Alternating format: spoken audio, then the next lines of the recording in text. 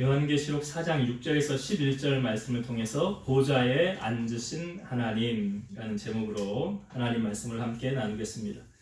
자, 우리가 요한계시록을 이제 1장부터 오늘이 이제 4장 마지막까지 살펴보고 있는데요. 아시아 7교회를 살펴보았고 4장과 5장은 그 주제가 뭐냐면 하늘의 예배입니다. 하늘에서 펼쳐지는 예배. 근데 이제 예배의 대상이 4장은 하나님을 향한 대상자가 하나님이고 5장은 어린 양 되시는 예수님의 찬양을 받으시는 대상자가 틀리지만 그러니까 하늘을 향한 하나님을 향한 예배가 주제가 되는 것입니다. 여러분, 하나님의 백성이 하나님께 영광을 돌려드리는 가장 값어치 있는 것이 뭘까요? 예배입니다. 예배 영어로 워십이라고 하잖아요. 가장 가치 있는 것을 하나님 앞에 드리는 행위, 이게 예배예요. 지금 이 시대적인 배경을 우리가 요한계시록 앞부분에 살펴보았는데, 요한계시록은 그 로마의 도미티안이 크리스찬들을 아주 전무후무하게 박해를 심하게 했던 그런 왕이었습니다. 자기가 주라고 그러고요. 예수님을 주라고 하면 그 사람은 사자의 밥이 되거나 뭐 불에 타서 죽거나 하여튼 온갖 고난을 그냥 어려움을 다 이렇게 전무후무한 박해를 당하였던 그 시대적인 배경이 이렇다는 거죠. 그러니까 이 요한계시록을 통하여 우리에게, 그러니까 성도들에게 주고자 하는, 당시 사도 요한을 통해서 그 당시에 살고 있는 크리스찬들을 향하여 주시고자 하는 그 메시지는 무엇입니까? 도미티안이 이기는 것 같지만 실상은 하나님이 이기게 하신다. 최후 승리는 하나님께서 이루실 것이다. 그러니까 너희들 로마의 탄압과 억압 속에 있지만, 핍박을 당하고 어려움 당하고 있지만 그것이 영원하지 않을 것이다. 잠깐 지나가는 것이고 영원한 것은 하나님의 나라와 그 약속이라는 거죠. 그래서 우리가 저번 주에 말씀을 나눌 때 요한에게 그 장래일을 보이셨잖아요. 이제 앞으로 되어질, 요한계시록은 묵시문학이라고 그래서 어떤 형상을 통해서 우리에게 하나님의 뜻을 계시하고 감추어져 있는 것을 우리에게 알려주는, 계시라는 의미가 그거였죠. 감추어져 있는데 봐도 모르는 거예요. 그것을 하나님이 깨우쳐 주셔야 알 수 있는 것, 이게 계시라고 그랬거든요. 그러니까 요한계시록은 그냥 읽어서 되는 게 아니라 읽어도 무슨 뜻인지 도저히 모릅니다. 왜? 하나님이 깨우쳐 주지 않으면, 알려주지 않으면 모르는 거예요.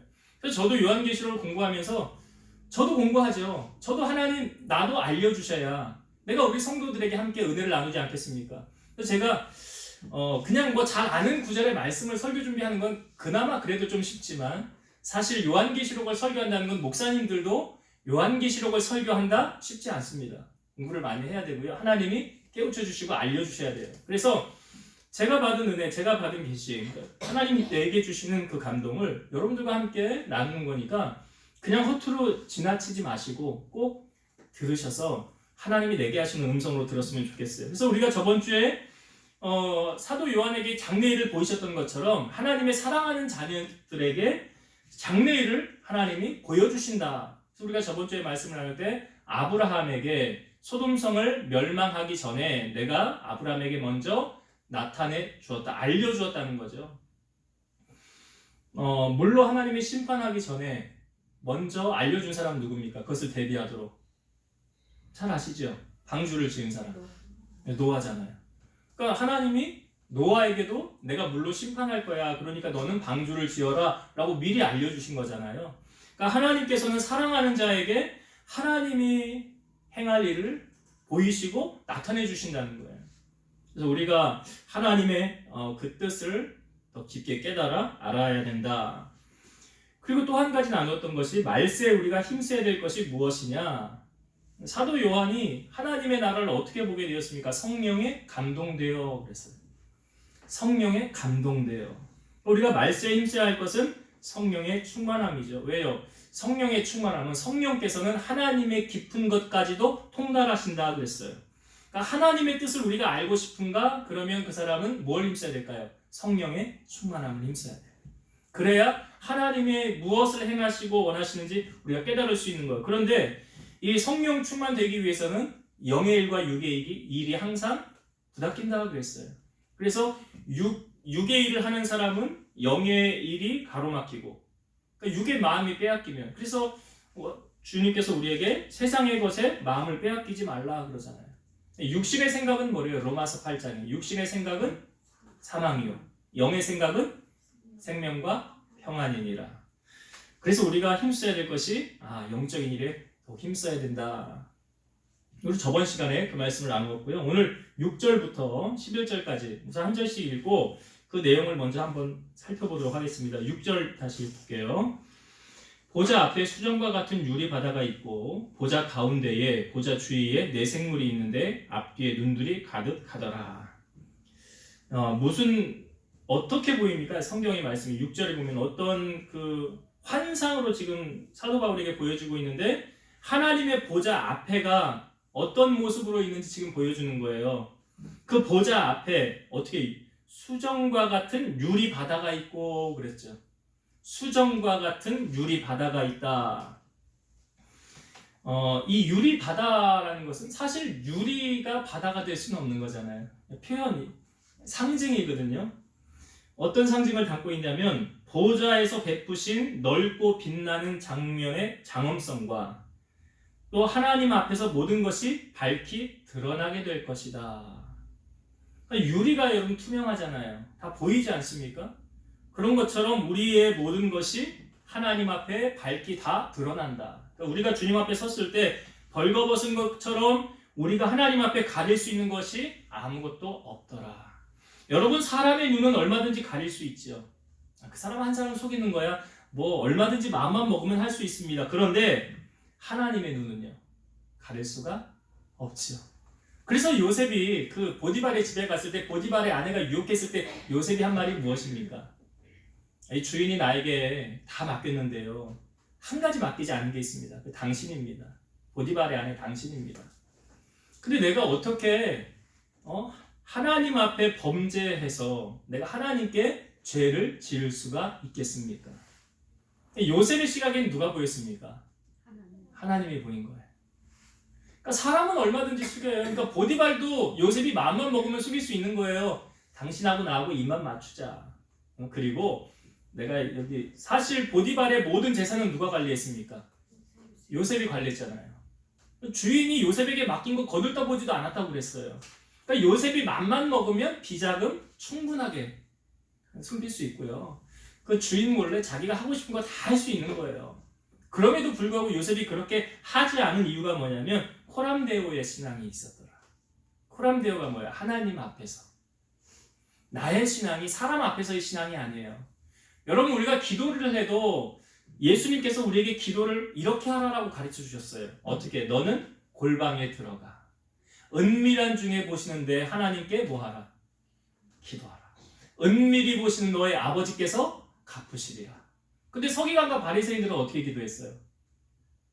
사람들이 보는 가운데서 서서 나 봐라 나 이렇게 기도한다 나 이렇게 금식한다 나 11조도 이렇게 다 하고 헌금도 이렇게 많이 한다 나를 좀 보고 본받아라. 근데 그 기도는 하나님이 하나도 응답하지 않으셨다. 오히려 세리와 죄인들이 가슴을 치면서 주여 나는 죄인입니다 나를 불쌍히 여겨주세요. 그 기도를 오히려 들으셨다 그러잖아요. 그러니까 기도는 누구에게 보이기 위해 하는 게 아니에요. 기도는 누구에게 하는 거예요? 하나님께 하는 거예요. 하나님과 나와의 대화가 기도 아닙니까? 그래서 골방에 들어가서 기도하라라고 하시는 거예요. 그러니까 여기 유리 바다라는 이 표현 속에서 우리가 하나님 앞에 가려질 것이 아무것도 없고 드러나지 않은 것이 아무것도 없더라. 여러분 요즘에 보면 카메라들 많잖아요. 방범 예방하는 차원에서 그런데 여러분 아십니까? 우리가 하나님의 나라 가면 하나님께서 우리를 지금 카메라로 쫙 찍고 계신다는 거. 나중에 가면 너 인생 살아온 거 카메라로 내가 보여줄게 하면서 쫙 파노라마처럼 우리의 인생을 지금 하나님이 그렇게 다 찍고 보고 계신다는 사실. 그래서 감출 것이 아무것도 없어요. 드러나지 않을 것이 아무것도 없다는 거예요. 그러니까 하나님 앞에 우리가 숨길래야 숨길 수가 없다는 거죠. 그러니까 우리가 살면서 신앙생활하면서 여러분 사람 의식합니까? 하나님 의식합니까? 하나님. 예. 권사님만 그런가 봐? 하나님을 의식해야 돼. 신앙생활은 사람에게 보이기 위해 하는 거 아니에요. 하나님을 우리가 의식해야 된다. 그래서 코람데오의 신앙을 가져야 된다. 이게 유리바다가 그런 투명한 하나님 앞에 드러나는 것을 보여주고 있고, 여기 또 6절의 뒷부분에 보면 그 내생물이 나와요. 내생물은 7절에 이제 다시 풀을 것이고, 앞뒤에 눈들이 가득하더라 그랬죠. 내생물의 눈이 가득하다. 이거는 이제 무한한 지적 능력과 통찰력, 지혜를 상징하는 거예요. 그러니까 하나님의 눈이 하나님이 계시지 않은 곳이 없잖아요. 어디나 다 계시잖아요. 그러니까 그 하나님의 무한한 통찰력 보고 계신다. 우리가 주일날 말씀에도 그 역대하 16장 9절의 말씀 기억나십니까? 여호와의 눈이 온 땅을 두루 돌아. 여호와의 눈이 온 땅을 두루 돌아. 하나님의 눈이 지금 온 땅을 두루 돌아 보고 있다고요. 그러면서 그 다음 나오는 말씀이 뭐예요? 전심으로 자기에게 향하는 자에게 뭘 베풀어 주세요? 능력을 베푸시나니. 여호와의 눈이 온 땅을 두루 돌아 전심으로 자기에게 향하는 자에게 능력을 베푸시나니. 그러니까 하나님의 눈이 지금 누가 나를 찾고 있나 보신대잖아요. 누가 나의 도움을 구하나 보신대잖아요. 그리고 그를 만나주시고 그에게 뭐 해주신대요? 능력을 베풀어 주신다. 그러니까 12년 동안 혈중 고통받던 여인이 예수님 옷자락 맞고 고침받은 사건은 그 아무도 몰라요. 그가 그 질병으로 고통당하고 있는지. 근데 누구만 알아요? 예수님만. 아무도 몰라요. 그 사람 말 안 하니까. 그리고 당시 유대인의 법에 의하면 그 여자 돌아다니면 안 돼요. 불법이에요. 근데 자기 병 고치려고 불법을 행하면서까지 주님 앞에 나와 옷자락 만지죠. 성경을 잘 보면 예수님의 옷자락을 만지는 순간 그가 고침받았어요. 어떻게 고침받았냐면 예수님이 가던 길 멈추면서 그러죠. 누가 나를 만졌느냐. 그러니까 제자들이 아니 주님 지금 주님 옆에 사람이 한두 명입니까? 근데 그 다음 주님 하신 말씀이 뭐예요? 내 몸에서 능력이 나간다. 그러니까 여호와의 눈이 온 땅을 두루 돌아 전심으로 자기에게 향하는 자에게 뭘 베풀어 주세요? 능력을. 그 여인이 능력을 취하니까 어떤 일이 나타났어요? 병 고쳐졌잖아요. 문제 해결 받은 거 아닙니까? 그런 하나님의 은혜가 임하였더라. 그 여호와의 눈이 6절에 그러니까 하나님의 눈이 우리를 보고 계신다. 하나님을 의식하며 우리가 살아가야 된다라는 거예요. 자, 7절 봅니다. 그 첫째 생물은 사자 같고 그 둘째 생물은 송아지 같고 그 셋째 생물은 얼굴이 사람 같고 그 넷째 생물은 날아가는 독수리 같은데. 여기 네 생물을 이렇게 보여주고 있죠. 네 생물. 첫째 생물은 뭐와 같대요? 사자 같다. 이 뜻을 먼저 풀기 전에 사실은 여기 나오는 이 네 생물이 구약 성경에 먼저 우리에게 등장하고 보여주는 구절이 있어요. 에스겔 1장 10절인데 제가 읽어볼게요. 그 얼굴들의 모양은 넷의 앞은 사람의 얼굴이요, 넷의 오른쪽은 사자의 얼굴이요, 넷의 왼쪽은 소의 얼굴이요, 넷의 뒤는 독수리의 얼굴이니. 똑같이 등장하죠. 넷에 등장하는데 여기 사람의 얼굴이 처음에 나오고 그 다음에 사자의 얼굴, 소의 얼굴, 독수리 얼굴 똑같이 등장을 하는 거예요. 이걸 뭐 그림으로 그려서 우리에게 이걸 어떻게 설명해야 되나. 근데 사실 이거는 무엇을 우리에게 알려주려고 하냐면 이 네 가지의 특징을 우리에게 설명해 주려고 그러는 거예요. 그러니까 여기 이제 말씀 보면 첫째가 사자 같고 그랬죠. 여러분 동물의 왕이 누굽니까? 사자잖아요. 그러니까 여기서 말하는 사자는 왕권을 의미하는 거예요. 왕권. 그리고 둘째로 소개하고 있는 송아지는 그 농사 지을 때 요즘은 다 기계로 하지만 옛날에는 소의 힘을 이용해서 농사 많이 졌지요. 소 뒤에 뭐라고 그러죠? 뭐 이렇게 가래 같은 건가 이렇게 놓고 소가 지나가면 땅 이렇게 파잖아요. 이렇게 삽 같은 거 꼽아가지고 가면서. 그래서 이 송아지가 의미하는 건 힘을 의미하는 거예요. 파워, 힘을 의미하는 것이고, 사람이 의미하는 것은 여러분 사람을 만물의 영장이라고 그러죠. 그래서 하나님이 만든 모든 피조물 중에서 가장 영특하고 하나님하고 가장 가깝다 해서 이 사람은 지혜를 말하는 것이고요. 독수리는 뭐 날아다니는 공중의 왕인데 이 독수리가 얼마나 빠릅니까? 그렇죠? 속도를 말하는 거예요. 신속한 행동, 즉각적인 행동을 말하는 거예요. 그래서 이 네 가지를 종합해 보면 뭐냐면 가장 고상하고 가장 강력하고 가장 지혜롭고 가장 민첩한 것, 그것을 설명하기 위해서 지금 이 네 개의 생물을 우리에게 보여주고 있는 거예요. 여러분, 하나님이 일하실 때 하나님 뭐 그냥 직접적으로 일하시길 하지만 누굴 통하여 하나님 일하십니까? 네, 사람을 통하여 일하시지만 하나님께서 이제 하나님의 일꾼을 파송해요. 하늘에서. 그때 누구를 사용해요? 천사를 보내죠. 천사를 보내는 거예요. 그러니까 사가랴가 아이를 못 낳았을 때 엘리사벳 그때도 천사가 나타났었죠. 고넬료의 집안에서도 기도하는데 천사가 나타나셨죠. 그러니까 하나님이 천사들을 통하여 일하는데 이 네 가지의 이 속성을 바로 천사의 속성을 알려주는 거예요. 천사가 이런 형태를 가지고 이런 속성을 가지고 하나님의 일을 행한다 라는 것을 이 동물 네 가지 비유를 우리에게 보여주는 거예요. 8절을 한번 또 보겠습니다. 8절. 네 생물은 각각 6날개를 가졌고 그 안과 주위에는 눈들이 가득하더라.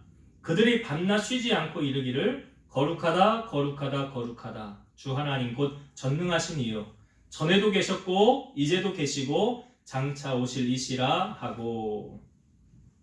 지금 이 네 생물의 날개가 6개래요. 그리고 그들이 지금 하나님의 보좌 앞에서 이렇게 말하는 거예요. 거룩하다 거룩하다 거룩하다 주 하나님 곧 전능하신 이요 전에도 계셨고 이제도 계시고 장차 오실 이시라. 이게 지금 뭐 하는 형상 같습니까? 이 네 천사가 하나님의 보좌 앞에서 하나님을 찬송하는 거예요. 여기 이 부분도 구약 성경에 이것을 똑같이 본 선지자가 있어요. 이사야 선지자가 봤죠. 이사야 6장 1절에서 3절 있습니다. 우시야 왕이 죽던 해에 내가 본즉 주께서 높이 들린 보좌에 앉으셨는데 그의 옷자락은 성전에 가득하였고 스랍들이 모시고 섰는데 각기 6날개가 있어 그 둘로는 자기 얼굴을 가리었고 그 둘로는 자기의 발을 가리었고 그 둘로는 날며 서로 불러 이르되 거룩하다 거룩하다 거룩하다 만군의 여호와여 그의 영광이 온 땅에 충만하도다 하더라. 그러니까 이사야가 본 환상하고 사도 요한이 본 환상하고 같아요, 달라요? 같지요. 같아요. 그러니까 같은 걸 보여주신 거예요. 꾸며낼 수 없는 사실을 있는 그대로 보여주는 거예요. 성경은 진리만 기록한 글이라고 그러잖아요. 그러니까 그 똑같은 형상을 지금 요한이 보았고 이사야가 지금 보았고요. 나중에 우리도 하나님의 나라 가면 이 천사들을 보게 되겠죠. 자, 9절을 읽습니다. 그 생물들이 보좌에 앉으사 세세토록 살아계시는 이에게 영광과 존귀와 감사를 돌릴 때에 이 네 생물, 그러니까 여기서 말하는 상징인데 여기서 우리가 뭐 사자, 사람, 뭐 송아지, 독수리 이건 다 어떤 그러니까 천사가 하는 주요 임무라고 그랬잖아요. 천사가 하는 임무를 빗대어서 우리에게 보여주고 있는데 이들이 지금 이 천사들이 지금 뭐 하는 겁니까? 9절에 보면 하나님을 향하여 경배하고 찬양하는 거죠. 그러니까 여기 세세토록 살아계신 이에게 세세토록 살아계시는 이에게 누굴 말하는 거예요? 하나님이죠? 10절에 또 반복해서 또 나오고 있어요. 10절에도 세세토록 살아계시는 이에게. 그러니까 여러분 하나님은 죽은 자의 하나님이 아니죠. 만약 하나님이 죽었다고 하면 하나님을 찾는 자가 하나님을 만날 수가 없겠지요. 하나님이 살아계시기 때문에 하나님을 만날 수가 있는 거예요. 그래서 하나님을 살아계신 하나님, 찬양 가운데도 그런 찬양이 있어요. 하나님을 향하여 살아계신 하나님, 우리가 에베네셀 하나님 할 때도 감사하신 하나님, 살아계신 하나님 그러잖아요. 하나님은 살아계시다. 그 살아계시다는 것을 지금 9절에도 10절에도 반복을 하고 있는데 10절도 읽어볼게요. 24장로들이 보좌에 앉으신 이 앞에 엎드려 세세토록 살아계시는 이에게 경배하고 자기의 관을 보좌 앞에 드리며 이르되. 우리가 24장로 우리가 저번 주에 살펴보았어요. 24장로 여기서 24장로는 구약의 12지파, 신약의 12제자 합쳐서 24장로를 뜻하기도 하고요. 그 다음에 하나님을 믿는 모든 백성을 총칭해서, 그러니까 결국 하나님의 자녀들이, 구원받은 하나님의 자녀들이 나중에 어디 가겠어요? 하나님 나라 가겠죠. 그래서 뭐 하겠어요? 하나님을 향하여 찬송하며 영광 돌리겠죠. 예. 그러니까 여기 그 24장로들, 그들이 하나님을 향하여 지금 하는 게 뭐예요? 세세토록 살아계시는 이에게 뭐예요? 경배하고 그랬잖아요. 그리고 자기의 관을 보좌 앞에 드렸더라. 그러니까 모든 영광과 승리, 이것 또한 모두 하나님께 돌려드리는 것. 그러니까 영광 받으실 분은 사실 하나님 한 분밖에 없어요. 사도행전에 보면 헤롯이라는 왕이 연설 잘해가지고 사람들이 와 이건 신의 소리다 했더니 그 헤롯이 영광을 하나님께 돌리지 아니한 거로 어떻게 됐어요? 벌레에게 먹혀서 죽었더라. 하나님이 치면 그냥 순식간이에요. 그러니까 하나님이 받아야 될 영광을 사람이 가로채서는 안 된다. 우리가 그거 조심해야 되는 거죠. 내가 잘해서 잘 된 게 아니고 하나님이 나를 높이시면 더욱 영광 돌려야 될 분은 누구라고요? 하나님께 영광을 돌려드려야 돼요. 그 영광을 가로채서는 안 된다는 거죠. 자, 마지막 11절 있습니다. 우리 주 하나님이여 영광과 존귀와 권능을 받으시는 것이 합당하오니 주께서 만물을 지으신지라 만물이 주의 뜻대로 있었고 또 지으심을 받았나이다 하더라. 그러니까 11절에도 보면 하나님을 찬송하는 게 영광과 존귀와 권능을 누가 받기 합당하대요? 하나님이. 하나님께 모든 영광을 올려드리는 거예요. 왜? 그 이유가 무엇이냐? 여기 보니까 주께서 만물을 지으신지라. 여러분, 만물의 창조자, 우리는 창세기 1장, 2장 이 앞부분에 보면 태초에는 흑암밖에 없었어요. 아무것도 없었어요. 그런데 하나님이 빛이 있으라 그래서 첫날 빛을 만드셨고 6일 동안 하나님이 천지 만물을 창조하셨어요. 궁창을 만드시고 해와 달과 별을 만드시고 바다와 육지를 만드시고 공중의 새와 땅의 짐승과 풀과 나무와 바닷속의 모든 물고기들까지, 그리고 맨 마지막에 뭘 만들었습니까? 사람을 하나님의 형상대로 만들었더라. 그러니까 하나님이 무에서 유를 창조하신 거죠. 뭐 진화론자들은 이걸 인정하고 싶지 않겠죠. 그러니까 원숭이가 사람 됐다 이런 이야기를 계속 주장하는 거 아닙니까? 그러나 우리는 태초에 원래 아무것도 없었던 흑암이었지만, 무였지만 하나님께서 이 모든 것을 만드셨다라는 것을 우리가 인정하는 거잖아요. 그러니까 이 모든 만물이 하나님의 뜻대로 창조되었더라. 그러니까 성경은 우리에게 무엇을 보여주고 있습니까? 허구가 아닌 사실 그대로의 이야기를 우리에게 보여주고 있는 거예요. 자, 이렇게 11절까지의 말씀을 제가 잠깐 마쳤고요. 제게 주시는 은혜 한 두 가지만 함께 은혜를 나누고자 합니다. 첫 번째는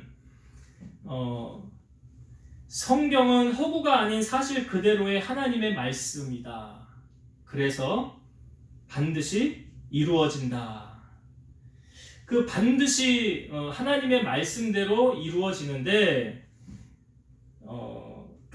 지금 이 천사들이 하나님을 향하여 지금 무엇을 하고 있습니까? 하나님을 향하여 지금 찬양을 하고 있죠. 근데 그 찬양할 때 그 내용을 한번 다시 볼게요. 8절의 말씀.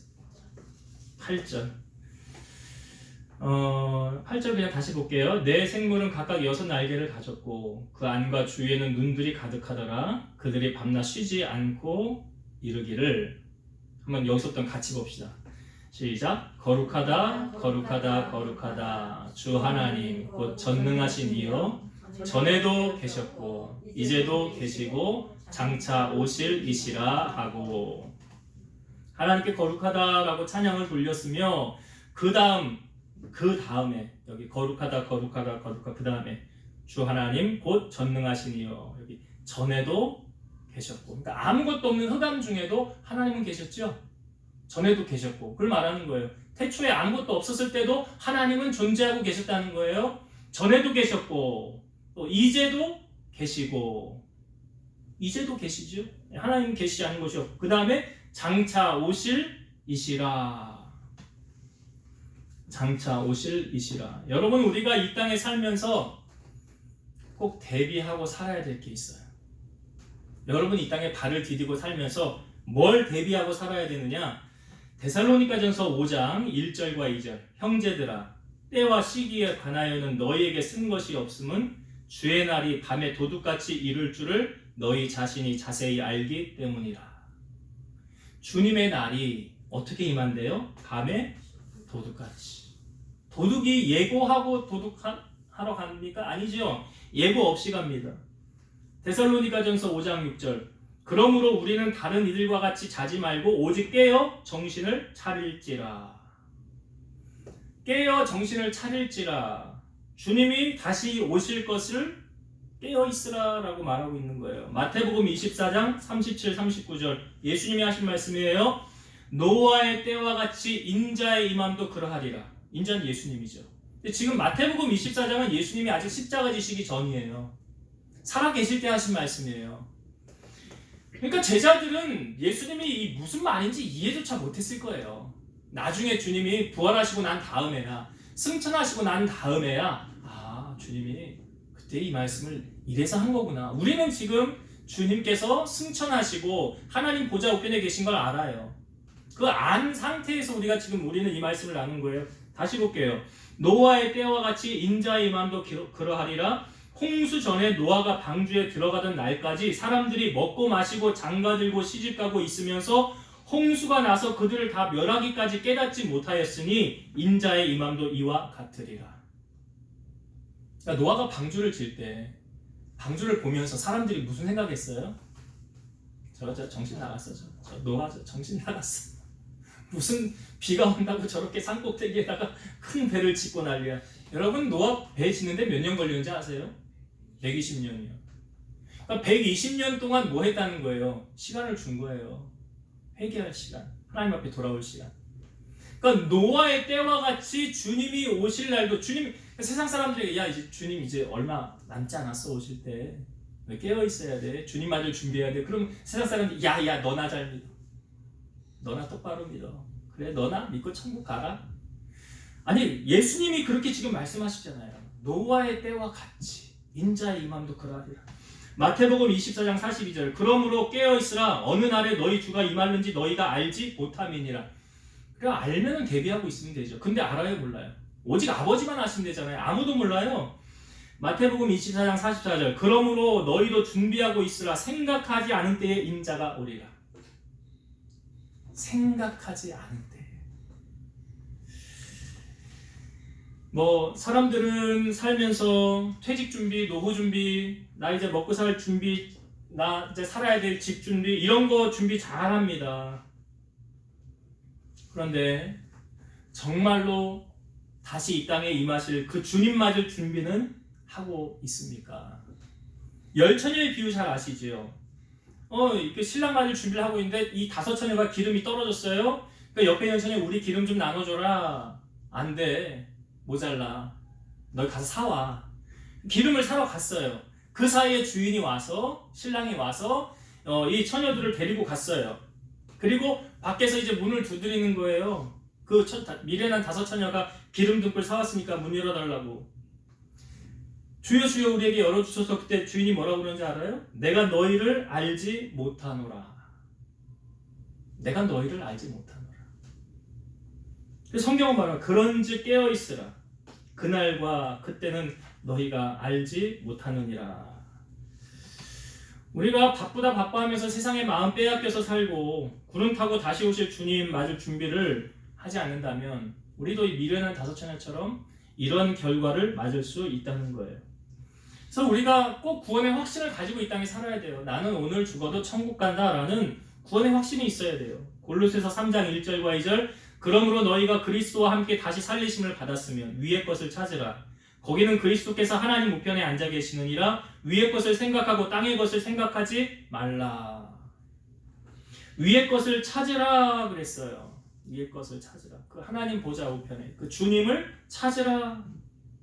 그리고 땅의 것을 생각하지 말라. 지금 사도 요한이 그 환상 가운데 천사들이 그 찬송을 하는 그 내용이 무엇입니까? 이거죠.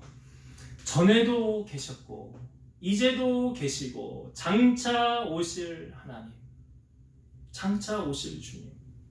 우리가 이 땅에 발을 디디고 살아가고 있지만 여러분 마음 어디 두고 살아야 돼요? 깨어 있으라. 다시 오실 주님 맞을 준비하며 우리가 살아가야 된다. 가장 중요한 거예요. 구원받지 못하면 이것보다 더 비참한 거 없어요. 그래서 이 천사들의 찬양을 통해서 우리 마음 세상에 두지 말고 다시 오실 주님 맞을 준비하면서 살아가야 되겠다. 이게 첫 번째 나누고 싶은 은혜고요. 두 번째는 11절의 말씀을 다시 보고 한번 말씀을 나눌게요. 우리 주 하나님이여 영광과 존귀와 권능을 받으시는 것이 합당하오니 주께서 만물을 지으신지라 만물이 주의 뜻대로 있었고 또 지으심을 받았나이다 하더라. 여기 왜 주님이 영광과 존귀와 권능을 받으시는 것이 합당하대요? 이유가 무엇이래요? 네, 주께서 만물을 지으셨기 때문이다. 주께서 만물을 지으셨기 때문이다. 만물의 창조자는 하나님이시죠. 우리의 창조자는요? 하나님이십니다. 여러분 보면 어떤 물건에 다 보면 값어치가 있고 그 물건에 소유주가 있죠. 소유주가 있잖아요. 뭐 값을 내가 돈을 주고 샀으면 이제 그 물건은 누구의 것이 된 거예요? 내 것 아닙니까? 물건 만든 사람이라고 한다면 그 만든 사람이 그 물건의 주인이겠죠. 그러면 여러분 하나님께서 우리를 왜 만드셨을까요? 왜 만드셨을까요, 여러분을? 이사야 43장 21절. 이 백성은 내가 나를 위하여 지었나니 나를 찬송하게 하려 함이니라. 한번 따라합시다. 이 백성은 내가 나를 위하여 지었나니 나를 찬송하게 하려 함이니라. 하나님 우리 왜 지으셨다고요? 누구를 찬송하려고요? 그렇죠. 시편 33편 1절 너희 의인들아 여호와를 즐거워하라 찬송은 정직한 자들이 마땅히 할 바로다. 그러니까 찬송은 우리가 하나님 앞에 마땅히 해야 될 바래요. 시편 22편 3절 이스라엘의 찬송 중에 계시는 주여 주는 거룩하시니이다. 하나님은 어디 사이에 계신데요? 찬송 중에 거하신대요. 시편 22편 26절 겸손한 자는 먹고 배부를 것이며 여호와를 찾는 자는 그를 찬송할 것이라 너의 마음은 영원히 살지어다. 그러니까 하나님을 찾는 자는 하나님을 찬송한다라고 표현되어져 있어요. 유다 왕 가운데 여호사밧이라는 왕이 있었습니다. 그런데 이 왕에게 어려움이 닥쳐왔어요. 모압과 암몬과 마온 사람들이 연합해서 여호사밧을 쳐들어온다는 거예요. 그러니까 이 소식을 들은 여호사밧이 너무 두려웠어요. 그리고 이 여호사밧이 그때 한 것이라고는 하나님을 찾고 기도하는 것밖에 없었어요. 이 여호사밧이 이렇게 기도했어요. 우리 하나님이여 우리를 치러오는 이 큰 무리를 우리가 대적할 능력이 없고 어떻게 할 줄도 알지 못하였고 오직 주만 바라보나이다. 지금 경황이 없는 거예요. 여호사밧이 정신이 없는 거예요. 쉽게 말해서 두려움에 사로잡혀서 어떻게 해야 될 줄을 모르겠다는 거예요. 우리가 위기를 만났을 때 그런 경험들이 있잖아요. 이거 어떻게 해야 되지? 어떻게 해야 되지? 큰일 났네. 어떻게 해결해야 돼? 지금 여호사밧 그런 거예요. 그 상황 속에 여호사밧이 취한 행동이 무엇입니까? 하나님 바라보는 것밖에 우리는 할 수 없습니다. 하나님을 찾는 것 말고는 우리가 지금 할 수 있는 것이 없습니다. 그래서 오직 주님만 바라봅니다 라고 기도했어요. 백성들과 함께 금식하면서. 그때 하나님의 영이 야하시엘이라는 사람에게 임하였어요. 이 야하시엘이 하나님의 영을 받아 이제 대신 하나님의 말씀을 선포했습니다. 이렇게 말했어요. 여호와께서 이같이 말씀하시기를 너희는 이 큰 무리로 말미암아 두려워하거나 놀라지 말라. 이 전쟁은 너희에게 속한 것이 아니요 하나님께 속한 것이니라. 이 전쟁에는 너희가 싸울 것이 없나니 대열을 이루고 서서 너희와 함께한 여호와가 구원하는 것을 보라. 이게 하나님이 지금 말씀하신 걸 대언한 거예요. 이 전쟁에 너희가 싸울 것 없어. 너희들 염려 안 해도 돼. 그건 너희들 그냥 하나님이 어떻게 하시는가 그냥 보기만 해. 구경만 하고 있어. 이 말이잖아요. 근데 그 말을 들은 여호사밧이 그 여호사밧과 유다 예루살렘 주민들하고 다 엎드려서 뭐 하냐면 이 오늘 본문에 나오는 천사들이 했던 것. 여호와께 경배합니다. 그리고 심히 큰 소리로 이스라엘의 하나님 여호와를 찬송합니다. 이렇게 찬송했어요. 여호와께 감사하세 그의 인자하심이 영원하도다. 지금 이 상황 속에 지금 찬송할 때입니까? 심히 두렵고 어떻게 될지 모르고 우리 나라를 잃을 수도 있고 우리 다 죽을 수도 있는 그런 상황에서 찬송이 나오겠냐고요. 하나님이 말씀하신 것을 붙잡고 하나님께 이렇게 찬송했다고 그러죠. 여호와께 감사하세 그의 인자하심이 영원하도다. 자, 근데 그 다음에 하나님이 어떻게 일하셨느냐? 역대하 20장 22절 23절. 그 노래와 찬송이 시작될 때에 여호와께서 복병을 두어 유다를 치러 온 암몬 자손과 모압과 세일산 주민들을 치게 하심으로 그들이 패하였으니 곧 암몬과 모압 자손이 일어나 세일산 주민들을 쳐서 멸하고 세일 주민들을 멸한 후에는 그들이 서로 쳐 죽였더라. 저는 이 성경을 읽으면서 이 부분에서 참 은혜가 됐어요. 하나님은 어떻게 일하셨느냐? 이야기식이 시작한 시점이 언제냐? 앞부분에 그 노래와 찬송이 시작될 때에 그 다음에 누가 일했어요? 하나님께서, 여호와께서. 그 노래와 찬송이 시작될 때 여호와께서 복병을 두어 일하셨대. 여러분 그 복병이 뭔지 아십니까? 성경을 가만히 보니까요, 지금 연합해서 이들이 지금 여호사밧을 치러 오는 거 아닙니까? 근데 자기들 연합군들끼리 싸우는 거예요. 모압 자손과 암몬 자손과 세일산 주민들이 서로 쳐서 싸우는데 모압과 암몬 자손이 일어나서 세일산 주민들을 먼저 쳐서 멸하고 그 세일 주민들이 멸한 후에는 그들이 자기들끼리 서로 쳐서 치고받고 죽였더라. 이게 하나님이 일하시는 거야. 우리가 상상할 수 없도록 하나님이 일하시는 거예요. 그러니까 이런 거죠. 손 안 대고 코 푼 격이 되는 거예요. 이들이 한 거 뭐밖에 없습니까? 여호와 찾고 하나님께 기도하고 그 다음에 찬송한 거밖에 없어요. 그 노래와 찬송이 시작될 때 여러분 찬양할 때 하나님의 이런 기적이 나타난다는 사실이에요. 여러분 삶 속에 기적이 풍부하길 원하십니까? 네, 아멘도 안 하시잖아. 이럴 때는 꿔다 가서라도 아멘을 하셔야 되는 거예요. 아멘. 다시 한번 할게요. 여러분 삶 속에 기적이 충만하길 원하십니까? 아멘. 네. 그러면 찬양을 떠나면 안 돼. 저는 설거지 잘하거든요. 집에서도. 설거지하면서 찬양 틀어놔요. 안 틀어놓을 땐 제가 라이브로 찬양하면서 설거지합니다. 운전을 할 때에도 사업장에 있을 때도 교회 오면은 저 오디오 계속 틀어놔요. 왜? 찬양 계속 틀어놓는 거예요. 우리가 수요일 날도 이렇게 기타를 치면 찬양하고 주일 오후에도 찬양하잖아요. 왜 합니까? 하나님 기쁘시게 해드리기 위해 하는 거 아니에요. 그러면 그 다음에 오는 게 뭐예요? 오늘 말씀 보세요. 여호사밧. 이 예배를 통해서 하나님의 마음에 감동을 주면 그 다음부터는 주님이 날 위해 일하는 거예요. 내가 아무것도 하지 않으면서 하나님 나 도와주세요, 나 일해주세요. 그런 하나님 아니라고요. 우리 하나님. 오늘 여호사밧처럼 하나님을 전심으로 찾고 그 찬송과 기도가 시작될 때 예배에 힘쓰는 거 아닙니까? 누가 하라고 해서 하는 겁니까? 내가 하나님 앞에 영광 돌리고 싶으니까 하는 거죠. 사람에게 보이기 위해 하지 마세요. 그런 예배는 하나님 기뻐 받으시지도 않아요. 그러니까 지금 이 전심으로 여호사밧이 하나님 찾으니까 승리하게 하잖아요. 여러분 우리가 하나님의 나라 가면 할 거 없어요. 여러분 천사들이 하는 거 여기 옆에 서가지고 같이 여호와는 위대하시다, 인자하심이 영원하다, 하나님께 감사하라, 이거 하고 사는 거예요.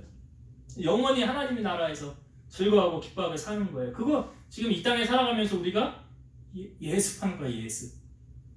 하나님 나라 가서 할 거예요. 예습.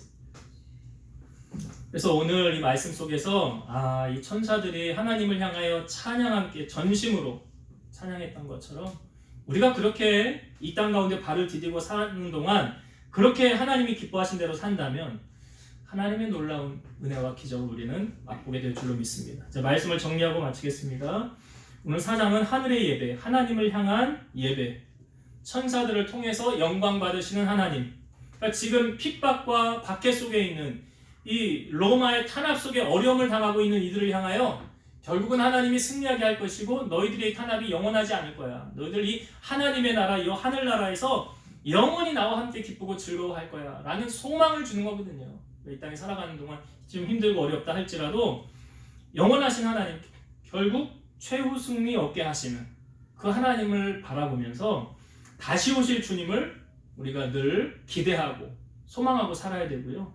하나님을 향한 찬양이 날마다 울려 퍼져서 하나님 이스라엘의 찬송 중에 거하시는 그 하나님의 놀라운 은혜와 기적을 맛보는 여러분들 되시기를 주의 이름으로 축원드립니다. 기도.